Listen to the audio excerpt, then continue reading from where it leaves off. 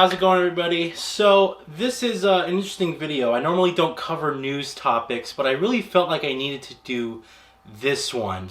If you haven't heard, basically, Prima Games, which is one of the more prominent strategy guide, game companies, they've just went out of business, which is pretty sad. It's basically an indication of an end of an era. And I know, a lot of the younger people watching this content aren't really going to understand what the big deal is. But that's sort of why I want to do this video. I wanted to talk about gaming, when I was a kid, and the importance of strategy guides back then. And then on top of that, I also want to delve into the strategy guides that I have, obviously, here, and then the games that I have, and just my experience and why I love strategy guides. Even to this day, man, I really enjoy them. So yeah, Prima Games is out of business. I think we all saw this coming for a while now, especially with just how prominent the internet is, and everybody gets their information from, the internet these days. Everyone goes online. If you want to know how to be a boss in the game, you don't buy a strategy guide anymore. You go look it up on YouTube. If you want to know tips and tricks, you'll go follow some of your favorite people, and they'll make videos about it, so on and so forth. And, strategy guides sort of just sit there, and it's really like, who's buying these anymore? And, for me, someone who's a collector, I've always enjoyed, purchasing strategy guides and just having them to sort of have. And I like going through them and looking at the art. But, when it comes down to it, I think what really killed strategy guides in the end is just the price of them as well, on top of the fact that we have the internet. You're still paying like 20 to 30 bucks for these strategy guides. And it's pretty expensive when you're considering that, more than a quarter cost of the game is going to be to a strategy guide. And yeah, it's this beautiful book. Some of these are hard-bounded and really nicely put together, and they have a lot of content in them. But again, it isn't anything that's exclusive to the book itself. You can still find everything out easily by going to the internet, but you just don't have, there's something that you just sort of you lose, and as we move into this digital age only, where everything that we have is all going to be online and through the internet, it's all going to be streamed, and we're going to be moving away from this tangible resource of having things like physical games as well as strategy guides. I really sit here and I sort of question, okay, what are we losing? Because there is still something to be said when you go to a store and you pick up a video game. Just over this weekend, I got some good pickups. I picked up Red Dead Redemption 2 on the Xbox One. I picked up some older games for, the 360 and PS3 that I was looking for. These are games that, I can get them easily on the PlayStation Store, on the Xbox Live Marketplace. In some cases, they'll be backwards compatible with the newer consoles. But,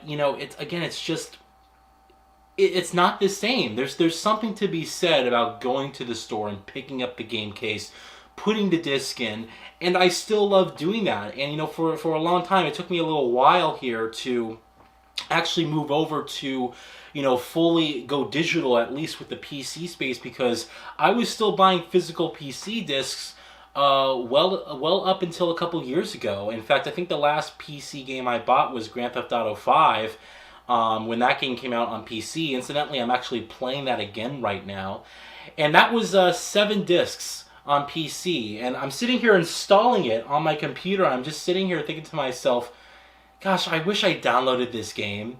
So, in cases like that, I definitely understand the move to this digital-only future. But I love having the disc in the case when it makes sense.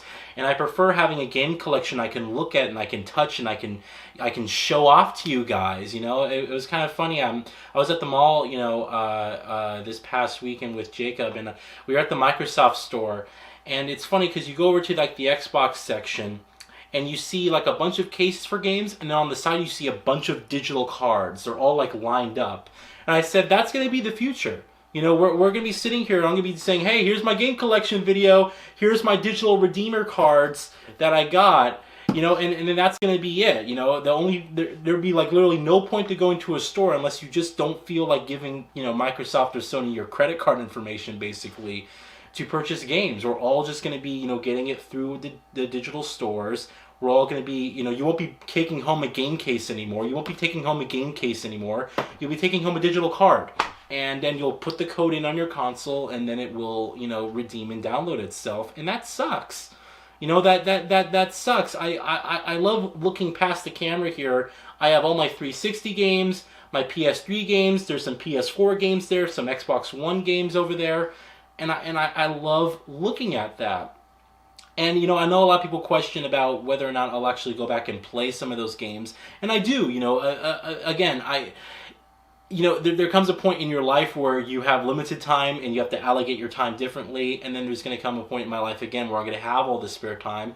And yeah, I still eventually do plan to go back and play through all those games again, you know, but it's difficult to explain the collector's mindset to people who aren't collectors. You know, it's either you're a collector or you're not a collector. And when someone asks, okay, why do you collect video games? I can tell you guys how I feel about how much I love to have a physical case here, how it's like, it's a sense of ownership. And I really feel like you know, I have something tangible, and how I can look to my side, I can look at the games, and I just think about all the amazing experiences I've had in them. And then, you know, telling it to someone who just doesn't care about that stuff, they're just like, well, I mean, you can just think of that stuff in your spare time as you're scrolling through your menu. Like, what's the difference? It's really weird to explain to someone who just doesn't get it. And just quite frankly, it's either you get it or you don't. It isn't like one person is wrong versus the other. But that's a whole separate thing. What I really wanted to get into today is talk about all the strategy guides that I have currently. I have my oldest strategy guide that literally, you know, I've kept for... Gosh, this game came out in 2005. So this strategy guide is 13 years old, and I have the game that goes with it here. And I sort of just want to talk about, you know, a tribute to strategy guides and what I love. So here we go. So my first strategy guide is, I don't know if this is the first one I ever bought. You know, I really can't go back on that memory and say, oh, this is the definitive strategy guide, the first one I ever bought. You know, back in the day when I was a kid, you know, and I really, I can think back of how I played the N64 and the original PlayStation, and then I got a PlayStation 2.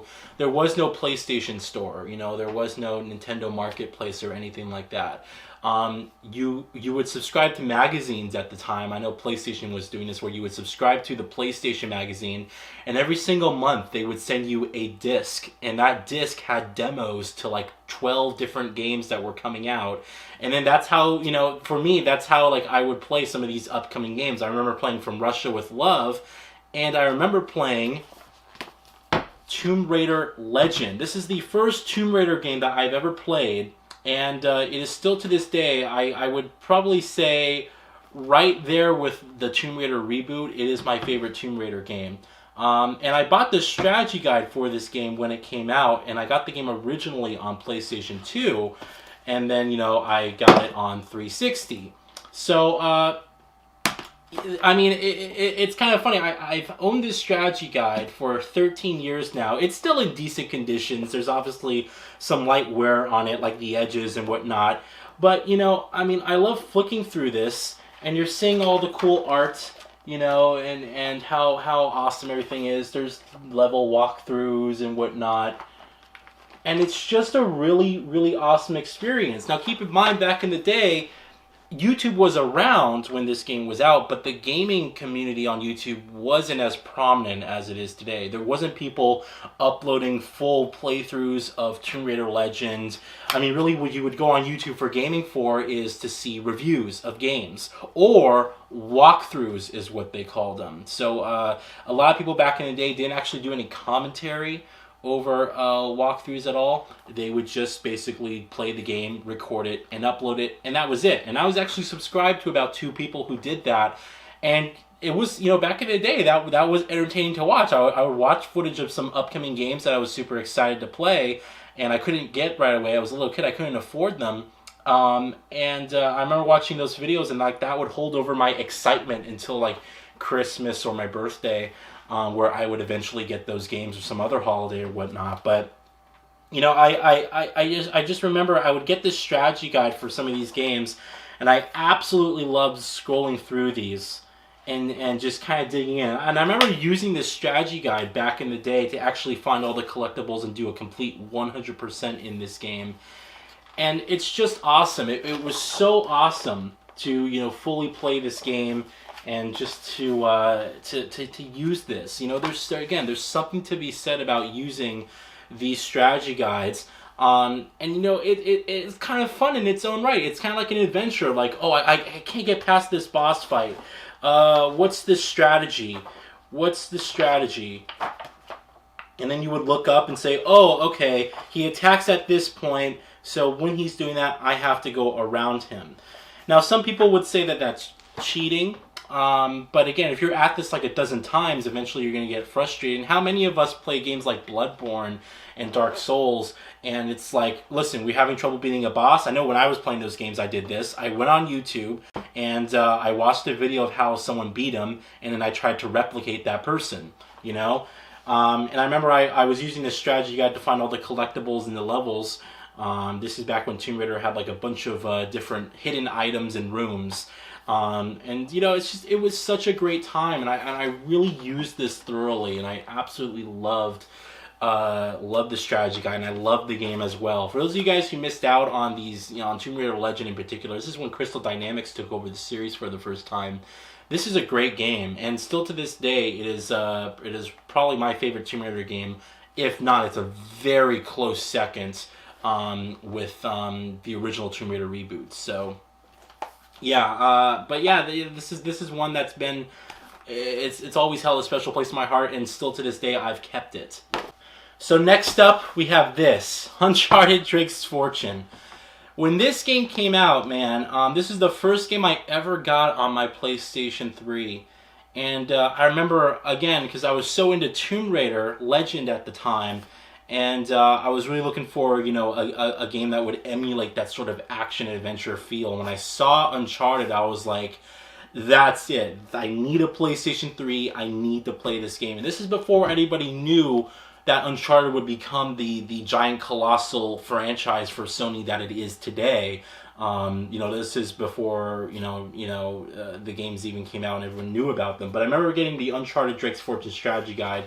This thing's still in good condition, man. It's 11 years old now, and it's funny because you can see down here. I don't know if you guys can see that well, but it looks like I took like a red marker and I marked out the ESRB rating for some reason.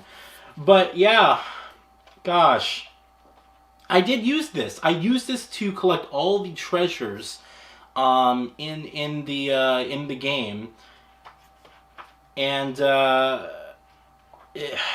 it was just such a blast to go through. I mean, look at this stuff.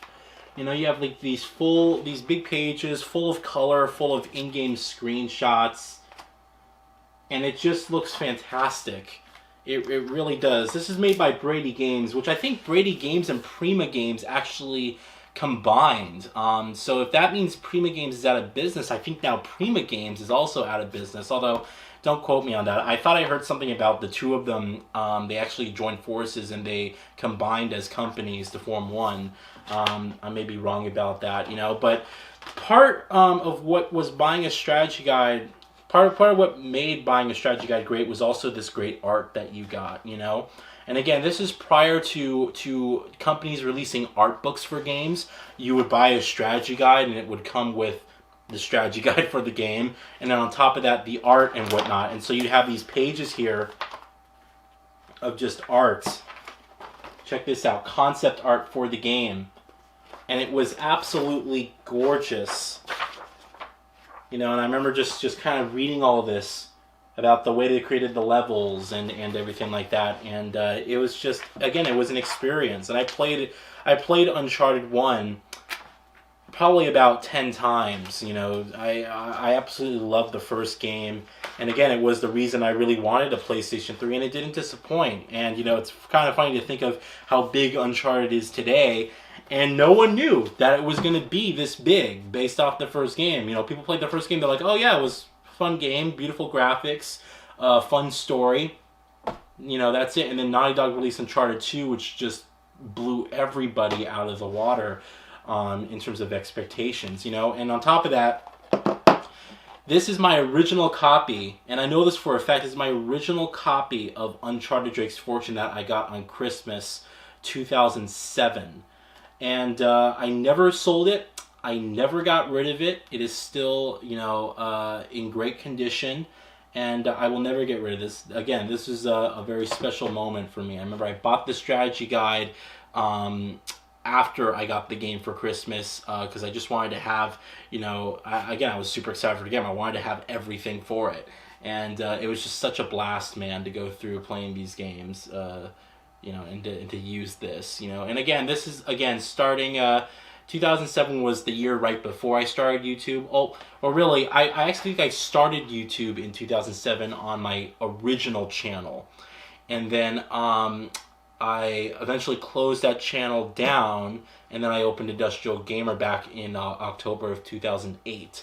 So, you know, people were still doing walkthroughs and stuff on you know, Uncharted, and you could still find, you know, details out. But again, you know, it wasn't like you weren't going to the internet solely, you know, for game information like you were today. You know, there was still a market for this back then, but this is the inception. Around this time, this was like the inception of when they started slowly dying out, and when people started to realize, you know, that strategy guides were, you know, going to be on their way out eventually. So, but yeah. It's kind of cool, you know, just to look back, and I still have this, and these are sitting on my shelf. And no, I don't use these anymore, and they're just taking up space. But again, it's a part of my childhood. It's a part of history, which just makes these so great. All right, here's a really cool one. Mirror's Edge. So I actually didn't know that Mirror's Edge had a strategy guide up until a few years ago, quite honestly. I actually bought this a few years ago on Amazon, and... you know, just because, you know, I wanted, again, this was like childhood memories for me.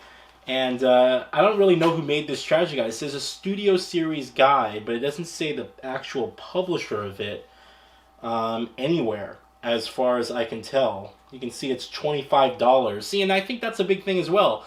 $25 for this strategy guide. First of all, look how small it is. And the game's super short.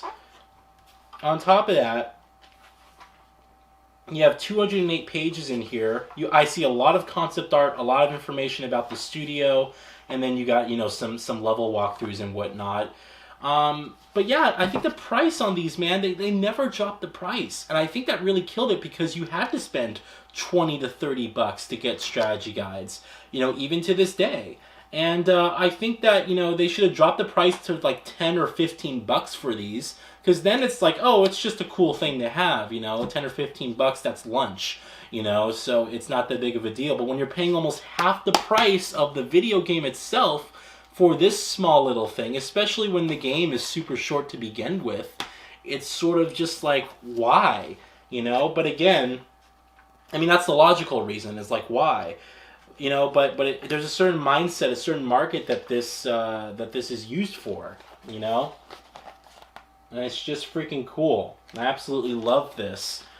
And this one's hard-bounded. This one's really nice. Again, if you flick past here, let me keep going here. If you keep flicking past here, here's a picture. Look, here's pictures of Dice, the studio, back in the day. And I think if you go more past, there's actual concept art for the game, information on the game's lighting. Yeah, here's concept art for the game itself. So it's just like, you know, again, you were buying strategy guides also for the art, as well as the cool walkthroughs. And it's sad. It's just like an end of an era, you know? Kind of sad. So next up, I also have Deus Ex Human Revolution. This is one of my favorite games from last generation. Definitely in the top 3, in my opinion. I love this game. And I remember I bought this strategy guide because I was, again, super looking forward to the game. And I pre-ordered the Augmented Edition, which is still here. I still have the Augmented Edition. This is the original PlayStation 3 game. I actually did a full playthrough of this game on my channel, and you can still watch that. I think it's like 80 parts or whatnot, but that was at the time I was doing full playthroughs of games. So you can see my very first playthrough, my very first cold run ever of Deus Ex Human Revolution. So it's pretty freaking cool. But this strategy guide was great. It's kind of funny because this strategy guide I paid like 12 bucks for. Even though, yeah, it's $20 normally, but this strategy guide actually got really rare at one point, to the point where people were actually charging you like 35, 40 bucks for it, almost, you know, double the price. So this is actually one that's kind of more desirable, but still, this is a great guide, man. This is a guide that really goes into detail here. We have 336 total pages. And I used this during my playthrough. I remember using this during my full playthrough. I would say to people as I'm recording, oh, I got the strategy guide right next to me. And I would constantly kind of reference back to it, so you can actually see that playthrough and see me mention it. But yeah, man, look at it, like full level walkthroughs. God, this is such a great game, man. This is really, really good. Full level walkthroughs. And you have, I think you have art at the very end of this. Here's a nice full page of art with more, you know, walkthroughs of the different levels. The full level layouts are in here. And you know, you wouldn't look at strategy guides and kind of. It's not like I would walk into a room and say, all right, how do I get to the next stage? Oh, I have to take this route. This is the best route. Oh, there's a hidden route there. I wouldn't use strategy guides like that to cheat my way through the game. Strategy guides for me were just if I was having issues, or if I was playing through the game a second time, or if I just wanted to know how I beat a boss fight, then I would go back in here and say, oh, okay, yeah, when she attacks, you're supposed to stun her and then attack the minions that are over to the left. Or if I was having a tough time getting through a level, okay, where's the exit? Oh, okay, it's downstairs to my left and all the way down the corridor. You know, that's how I would use strategy guides. I wouldn't sit there and be like, oh, I just entered this new stage. Oh, okay, so I have to make a left, I have to go down that ladder, then go down that stairs and take the elevator down, and then that's my exit. I wouldn't, you know, that again, that's sort of like ruining the fun of the game, right? But if you use it as, oh, I'm having trouble, I have to go, what's the layout of the level, or where do I go? Then, you know, it's more of just a helpful tooltip. And again, you know, I paid like 12 bucks for this back in the day. I think there was some deal on Amazon or something like that, but I paid like a really cheap price for this. And I remember because I filmed the mailman coming to my house, and he was dropping off this and this. I think he was dropping off this as well. I might have done a separate unboxing video for the strategy guide, but I know I did one. But yeah, Deus Ex Human Revolution was such a good game. Love the fact that I kept my augmented edition. It was just really, really awesome experience. All right. Next up, we got a strategy guide I no longer have a game for, but I do hope to get eventually. So this is Fallout New Vegas. Now, interesting enough, Fallout New Vegas was probably my least favorite. Well, it was my least favorite Fallout. Well, actually, no. Now I have to reference in Fallout 76. So it's my second least favorite Fallout game. I know a lot of people think Fallout New Vegas is better than Fallout 3. I'm actually in the crowd that thinks Fallout 3 was much better than Fallout 76. I think the reason I didn't like Fallout 76 as much was due to the fact that it had a more Western theme to it. Whereas Fallout 3 was more of a post-apocalyptic, very kind of retro, you know, 1950s styled future. And this was more like, oh, the Old West, and with gambling and, you know, mixed with some sci-fi. I didn't care for the world. Although this strategy guide I did use during my original playthrough of the game, and I actually didn't beat the game just because I got out of interest with it. But I would actually like to get the game again, and I would actually like to go through it a second time and see whether or not my my more experienced gamer self can actually, you know, go through and actually play the game and see if it yields a different opinion. But this strategy guide here, check this out. I remember I bought this, and it came with a full game map, which I still have here. So this is a full game map. And that's right, it has ads on the other side. Let's see if I can... So it has ads, all the advertisements for the different products in the game on the other side. And then back here, it's the full game map. So pretty freaking cool.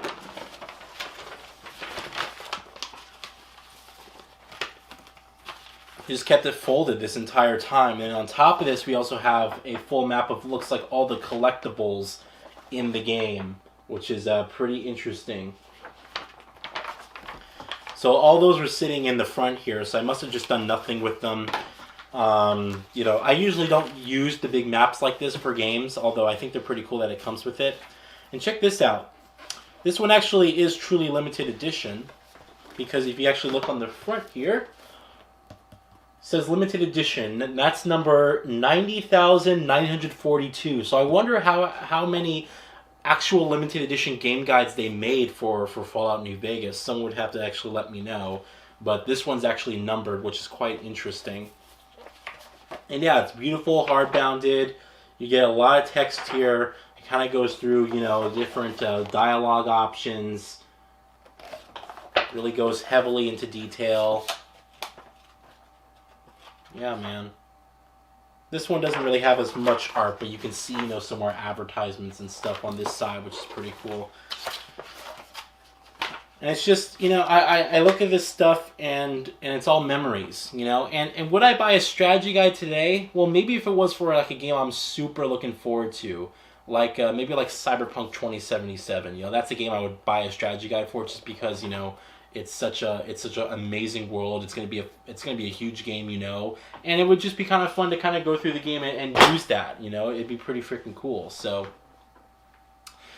next up, we have Grand Theft Auto 5, the strategy guide for this, and I actually used this during my initial playthrough of the game, which was pretty good. And you know, again, around this time, no one's basically buying strategy guides, but I bought the limited edition guide because I was super looking forward to the game. And it's kind of funny because, like I said, I'm playing through Grand Theft Auto 5 currently right now on my PC. And since I bought the PC version on release, but just I never played it because I was playing other games at the time. It just kind of got lost in my backlog. And I'm prioritizing newer games rather than remastered ones. But, you know, I'm not using the strategy guide as I'm playing through the game on PC. But I do remember the first time I played Grand Theft Auto 5, I did use this every once in a while, but it definitely wasn't as heavily as I probably would like to. So maybe a strategy guide would be much more useful in that scenario. But yeah, I did use this during my original playthrough of the game. This is a gorgeous strategy guide, I will tell you that. Look at these high-resolution print art, the characters. Really, really freaking cool. It's a great guide. I also love how you have the print on the inside here, the Grand Theft Auto 5 symbol. This is a really nice guide, and this one in particular isn't numbered like my Fallout New Vegas one, but still freaking cool. And I did use this during my first run of the actual game, so really nice. So here's one I actually use quite often: Fallout 4, the strategy guide for Fallout 4. Now, you guys may remember when I unboxed Fallout 4. I got the Collector's Edition, and then I also bought the Collector's Edition Strategy Guide. And I used the Strategy Guide when I did a full playthrough. I did a streamed playthrough of Fallout 4, and I do remember myself using the Strategy Guide. I had it open right next to me during the stream playthrough. I probably did what I did with Deus Ex, and I probably referenced that I was using it. But yeah, this is a big, massive Strategy Guide, as you would imagine here.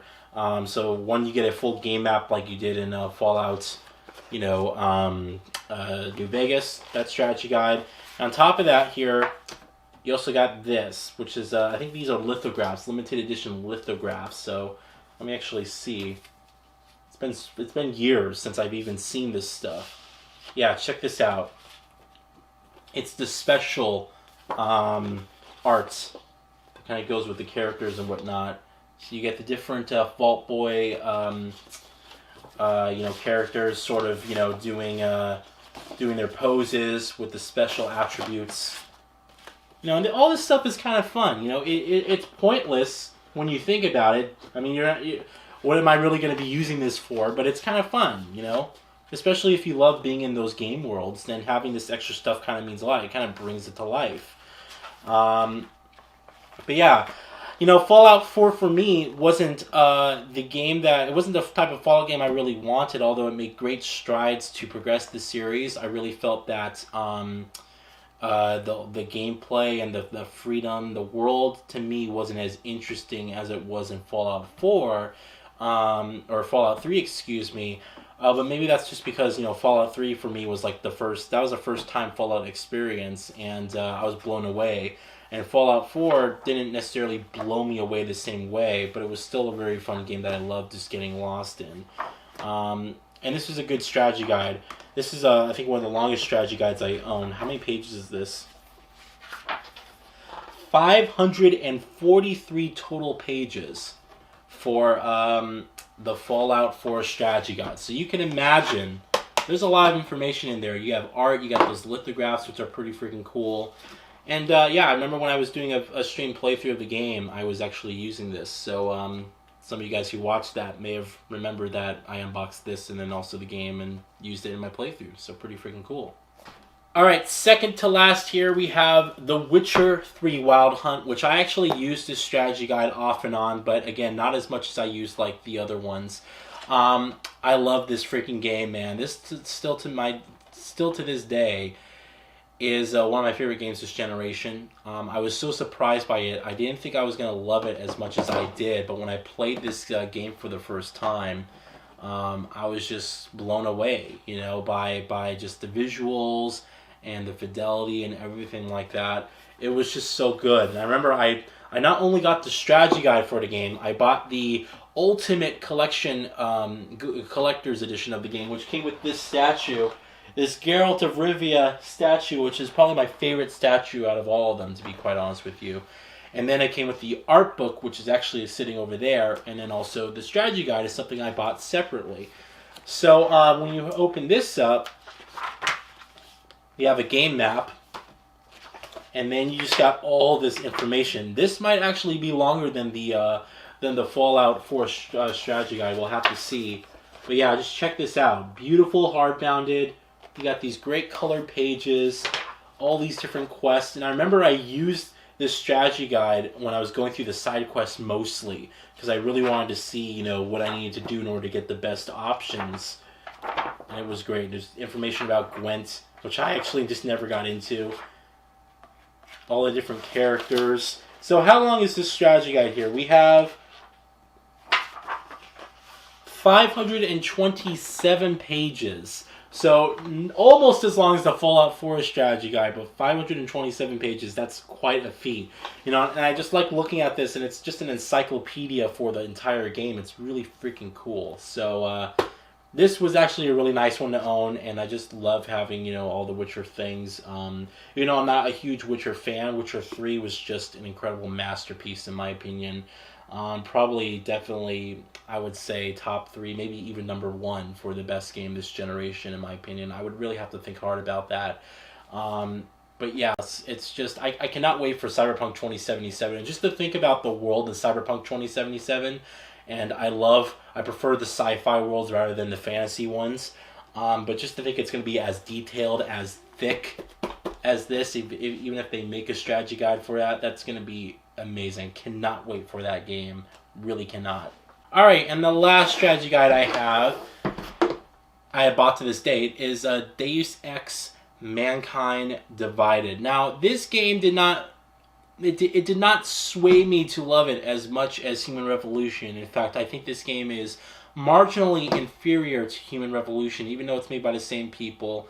I just felt that the game took a dive in terms of storytelling, and that it just wasn't. It didn't have the same amazing feeling that Human Revolution had. You only had like one location throughout the entire game. You went to different locations, but they just didn't have the massive scope and scale as something like a Hang Shaw in Human Revolution had, or Detroit, or Montreal, or just different locations and whatnot. It just didn't give you that same feeling. But man, Mankind Divided is. I remember this is probably the strategy guide I can't speak. This one is probably the strategy guide I used the least. But when you think about it, it's kind of funny here. I think Human Revolution strategy guide was thicker than this. Let's see. We have how many pages on this thing? God, look at this gorgeous, gorgeous, gorgeous art. That's an art. That's an art of Hang Sha, which is actually the city in Deus Ex Human Revolution that wasn't in this game. So interesting to note here. So we have about 280 pages total, and then what's the page length for Human Revolution Strategy Guide? I'm just curious to know this. 336. You know, so the game is a sequel to next generation consoles, and it's not as big of a strategy guide. But that's not what this video is about, you know. But I probably didn't use this as much as I really wanted to because, to be honest, I didn't really love the game as much as I was really hoping to love it. I still played through Deus Ex Mankind Divided a second time, and when I bought the game, I bought the Collector's Edition on the PlayStation 4. This is actually my PlayStation 4 copy. Never once played this on the PlayStation 4. I bought it on PC, and I only played it on PC, and I don't know why. I think the only reason I bought it on PlayStation 4 is because I wanted the Collector's Edition of the game, but to be honest, it was a shitty collector's edition. So I didn't really need it, and I had the game digitally already on PC. So this is honestly, this disc here, Mankind Divided, on PS4, this has never been played. This has never been inserted in my console. This is just simply sat on my shelf in its really gorgeous steel book and done nothing. So that's besides the point here, but just something to note. Yeah. You know, I bought this strategy guide just specifically because I love Deus Ex, and I really wanted to get into Mankind Divided here, but it just, unfortunately, the game didn't give me the love and the complexity that I really wanted it to give me, so I was left here, you know, just with this. You know, it just goes to show you, man, that all of this is just an end of an era, and unfortunately, you know, I would say that it's probably lived out longer than it needed to. To be honest, I was quite expecting strategy guides to die a little bit sooner. You know, but not everybody's gonna. It's sad knowing that there are people today that are never gonna know what it's like to own one of these and what it's like to rely on one of these in particular. You know, these days, you want to know something, you just whip out your phone, go to YouTube, watch a video about it, and then you basically know how to get past that level or how to beat that boss, and that's it. But you know, there is something to be said about opening this up and saying, oh, that's how you do it.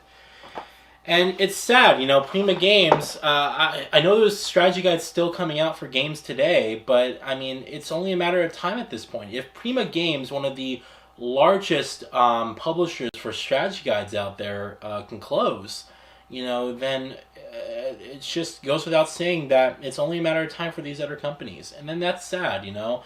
It's going to be sad walking into GameStop, and for a game that you love, there's going to be like nothing, you know. Imagine you're just going to be able to buy the game, you're going to come home, then that's it. And then eventually you're going to be buying a digital card, and you're going to be putting that code in your console, and it's just going to download, and then that's it. Eventually, we're going to go away from these downloads, and it's just going to be, oh, scroll through the app and then push play. That's it, you know, and then that's your gameplay experience. And I do embrace the progressive mindset of saying, hey, we should improve, things need to get better, and you know, it's time to move on. I do embrace that, but it's not without, you know, me sort of nudging and grudging it and looking at the past, saying to myself, you know, I still love that way, and I still love strategy guides, even though that they're pointless in today's marketplace.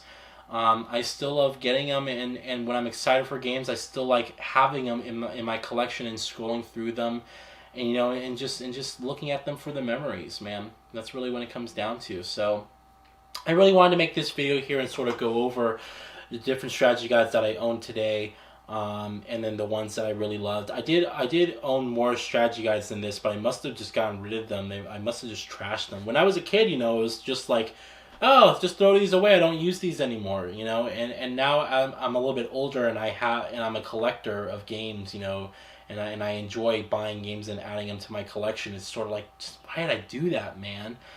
So, you know, but you live and you learn, and for the ones that I still have today, I'm very thankful of. Yeah, if there's strategy guides for games that I'm super excited for, still coming up, I'll still buy them, you know, and I'll buy them, and I'll look forward to using them, and you know, that's that. I guess that's just how I am in particular. So. Anyway, hope you guys enjoyed this video. Please, if any of you guys have any, memories of strategy guides, please let me know. I would love to see what people would think of as like their... Oh, give me a scenario of what strategy guide you used the most. Maybe what game that you played that you were super excited for. And basically why you used that strategy guide. That would be really interesting to know. So... Thank you guys so much for watching this video. I just wanted to get this out there and really just show my appreciation for these strategy guides and just the end of an era. And that is that. All right. Have a good one, and I'll talk with you all later.